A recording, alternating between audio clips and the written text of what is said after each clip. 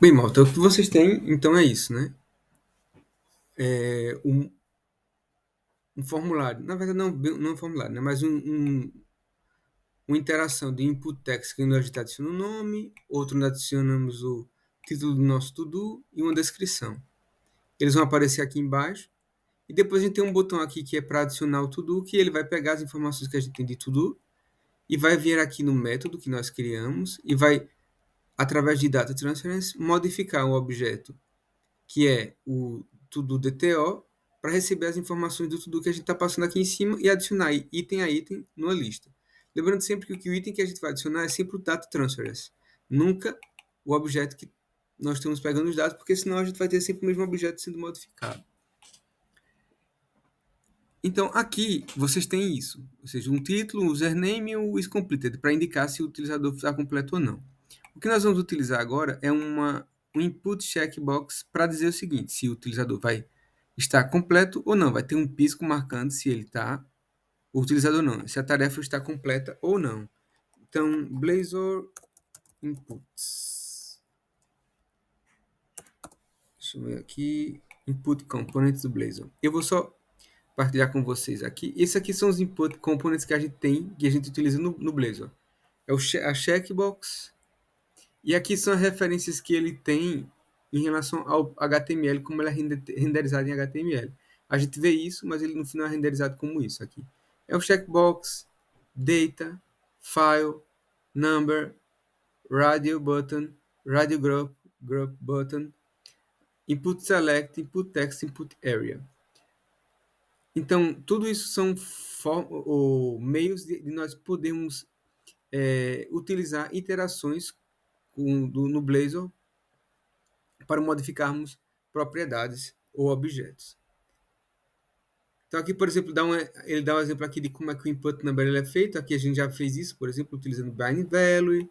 Aqui a gente tem um range, por exemplo, para estipular qual o valor mínimo e máximo que esse input number pode receber. Se ele vai avançar em passos, por exemplo, eu posso avançar em passos de 10 em 10, 5 em 5. E qual é o tipo, por exemplo, se ele vai ser um tipo de range, que é um dos tipos de input que pode existir para input number. Aqui tem vários exemplos de como eles podem ser utilizados, tá? Eu vou copiar isso aqui, vou colocar no chat para vocês. Vale muito a pena dar uma lidazinha nisso. Pronto. Oh, perdão, eu mandei a coisa errada.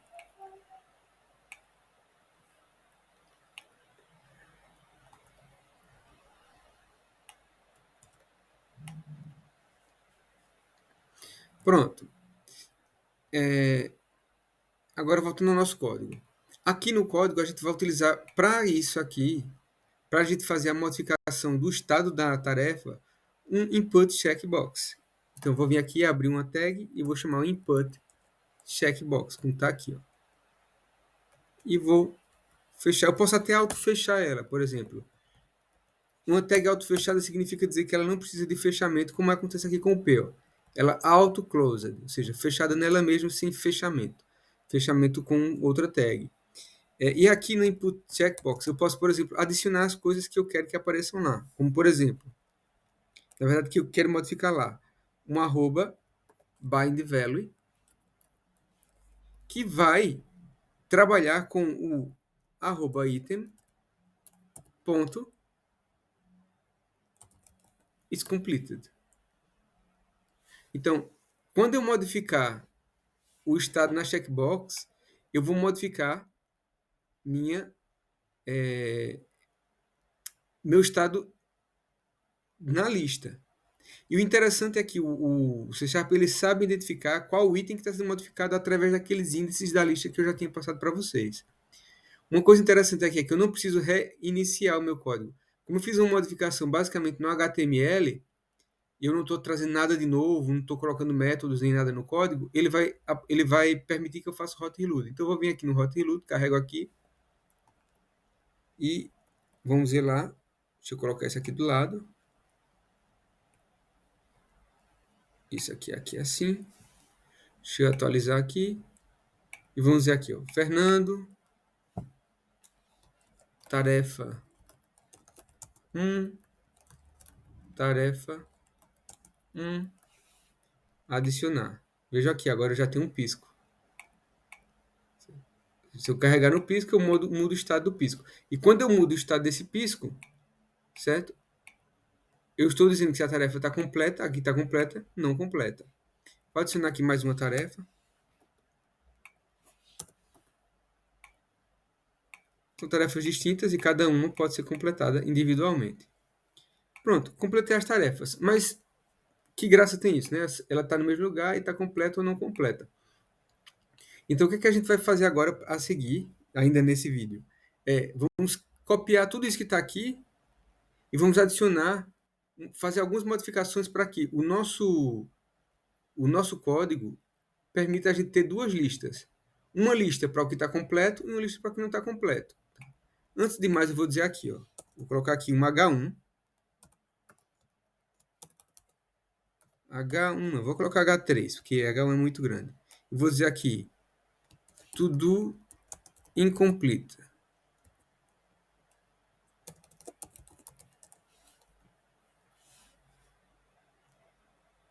E aí, eu vou copiar isso tudo que está aqui, ó, igual.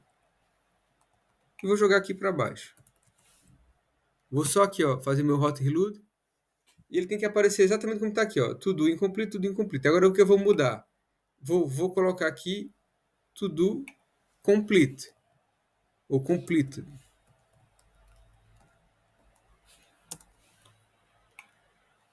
Vou aqui fazer salvar, hot reload.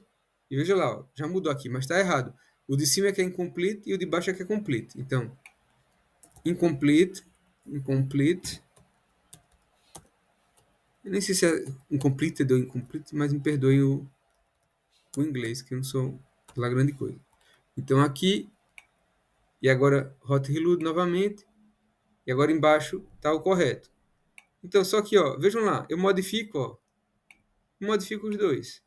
E o que eu quero fazer é que quando eu modificar esse estado daqui, ele saia dessa linha e vá para outra. Então, eu vou modificar o estado da propriedade de incompleta para completa. Antes de mais, eu quero fazer um filtro. Para quê? Para que nessa lista de cima aqui só apareçam os itens que são completos, certo? E nessa lista de baixo, incompletos, e nessa que só aparecem os que estão completos. Então, para isso, nós vamos fazer um filtro, malta, aqui nessa área, tá? No todos. Então, eu vou vir aqui e vou dizer assim, ó. Aqui eu vou escrever .where. E o where é uma condição. Eu estou dizendo assim, liste quando, né? Quando. Não, o when aqui é quando, né? Where é onde. Liste onde o meu item, certo? Ele seja um item que tenha a propriedade isCompleted igual a false. Então agora eu estou fazendo uma comparação. Eu quero que essa propriedade ela seja falsa para que ele entre aqui somente mostrando o que eu tenho incompleto. Aqui eu vou fazer a mesma coisa. Vou até copiar aqui, ó. Ctrl C e vou substituir aqui, ó, o todos.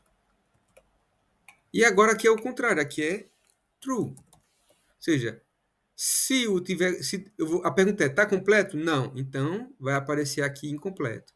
Está completo? Sim. Então, vai aparecer aqui incompleto. O que é que a gente está fazendo aqui com a lista, malta? A gente está fazendo uma condição, uma query, em que nós indicamos que a lista ela deve ter uma modificação com uma condição que nós atribuímos, que é esse onde. Ou seja, onde item estiver completo, com a propriedade completa igual a false, e onde item estiver com a propriedade completa igual a true. No for each, o que vai acontecer? Se eu tiver 3 itens, ele vai no primeiro, entra aqui, ó, no primeiro item da lista do todos. Nesse primeiro item da lista, ele vai lá olhar se esse item vai ter o isCompleted false ou true. Se tiver false, ele entra aqui. Se não tiver, não entra. Aí vai no segundo, tá false? Entra aqui e vai mostrar o to do. Se não, não entra. O contrário vai acontecer aqui. Ele vai procurar, vai entrar em cada item da lista. Chegou no primeiro item. Olha, vamos olhar o primeiro item dessa lista.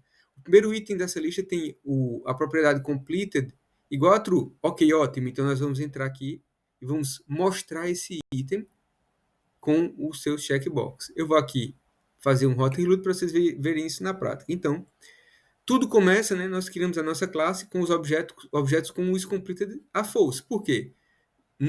Em C Sharp, uma propriedade booleana, ela por padrão é falsa. Se eu não disser o que ela é, por exemplo, se eu não disser aqui que ela é igual a true, ela vai nascer naturalmente falsa. Então ela já está falsa. E eu não preciso, até que se eu colocar aqui, ó, igual a false, é redundante, porque todas as propriedades em C Sharp elas já começam como false.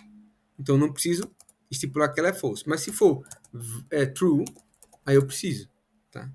Então, mas como eu não especifiquei nada, eu já disse, ela começa como false. E como ela é false, vejam lá, as minhas tarefas que eu tenho aqui, vou criar mais uma aqui, ó.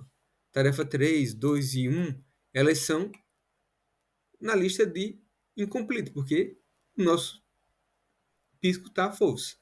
Agora eu vou carregar aqui. E vejam lá, ele sai daqui e vai automaticamente para baixo. Foi? E foi.